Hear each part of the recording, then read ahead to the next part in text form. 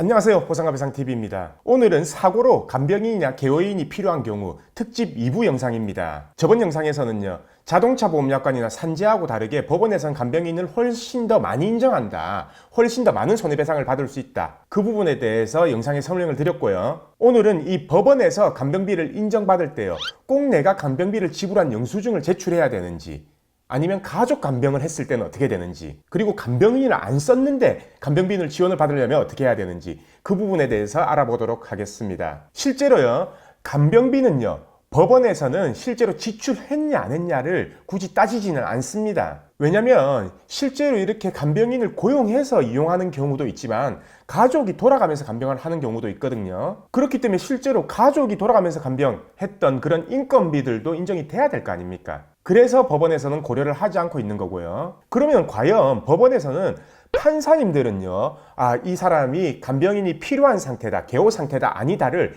어떤 기준으로 판단을 할까요? 바로 법원 신체 감정입니다.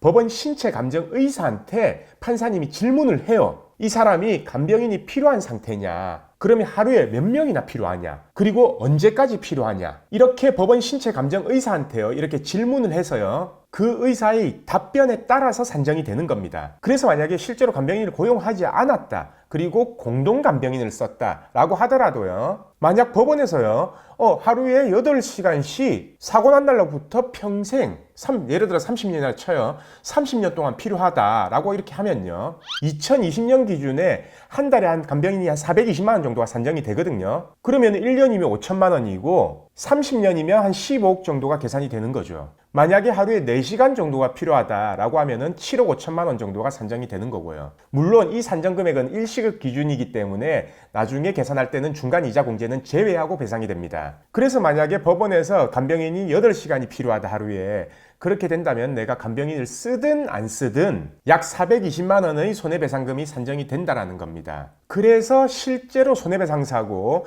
교통사고나 산재사고 같은 경우에는요, 약관이나 산재법 다 무시하고 이 법원에서 인정하는 간병인 기준, 이 금액으로 손해액을 계산하면 된다라는 거예요. 그리고 이렇게 간병인은요, 꼭 입원 기간만 되는 게 아니라 퇴원하고 나서도 상관없습니다. 됩니다. 치료를 안 하고 있어도 법원에서 이렇게 판결이 나면은 평생 받을 수 있는 거고요. 단 이 간병비, 개호비가 제외되는 기간이 있습니다. 바로 사고로 인해서 중환자실에 입원해 있는 기간, 그 기간은 간병비가 제외됩니다. 왜냐하면 이 중환자실에 있는 기간은요, 실제로 간병인이 들어갈 수가 없거든요. 그렇기 때문에 법원에서도 이 기간만큼은 빼고 계산을 합니다. 그리고 추가적으로 이런 질문들을 하시는 분들이 있을 겁니다. 만약 아내가 다쳐서 남편이 꼭 간병을 해야 되는데 남편이 원래 다니던 회사의 소득, 월 소득이 만약에 예를 들어서 1,000만 원이었다. 이럴 경우 남편이 퇴직을 했는데 이 1,000만 원이 배상이 되냐, 이렇게 아마 궁금하신 분들이 있을 건데요. 아무리 남편 소득이 1,000만 원이었다 하더라도 법원에서는 도시일용노임 보통 인부 기준으로 월 420만 원 정도의 간병비가 계산이 됩니다. 그러면 또 이걸 물어보시겠죠.